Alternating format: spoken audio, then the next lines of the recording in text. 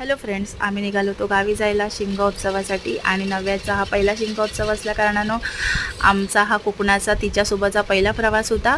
नव्याला खूप छान मजा येत होती, तीसुद्धा खूप एन्जॉय करत होती। त्यानंतर आम्ही गेलो हॉटेलमध्ये खूप छान फिश टँक होतं। फिश टँकमध्ये जे मासे होते ते तिला तिचे किट्टू मिट्टू वाटत होते, जे तिच्या घरात आहेत, त्यामुळे तिथेसुद्धा एन्जॉय करत होती।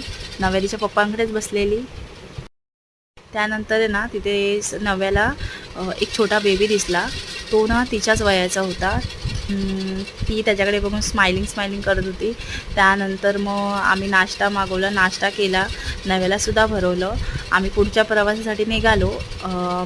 कोकणात जात असताना, म्हणजे आमच्या गावी जात असताना कशेडी घाट लागतो। कशेडी घाटामध्ये ना स्वामी समर्थांचा अत्यंत सुंदर असा मठ आहे, त्यात अप्रतिम अशी मूर्ती आहे स्वामी।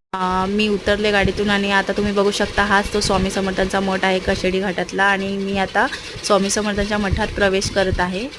माझ्यासोबत आई, बाबा हे आणि नव्या। आई नव्याला घेऊन पुढे उभी होती। मी चप्पल काढली आणि आतमध्ये प्रवेश केला। तुम्ही पाहू शकता, ही आम्ही जेव्हा प्रवेश केला तेव्हा आरती चालू होती। नव्यालासुद्धा आरती भेटली आणि ही मूर्ती पाहताच आहे ना, म्हणजे एक वेगळाच आत्मविश्वास येतो मनामध्ये। तर माझं असं म्हणणं आहे, तुम्ही जेव्हाही कोकणाचा प्रवास कराल तेव्हा कशेडी घाटातून जर तुम्ही प्रवास करत असाल तर नक्की या स्वामी समर्थांच्या मठाला भेट द्या, स्वामी समर्थांचं दर्शन घ्या। खूप खूप खूप छान प्रसन्न वाटतं। तर अशा प्रकारे आम्ही स्वामींचं दर्शन घेतलं आणि तिथून निघालो।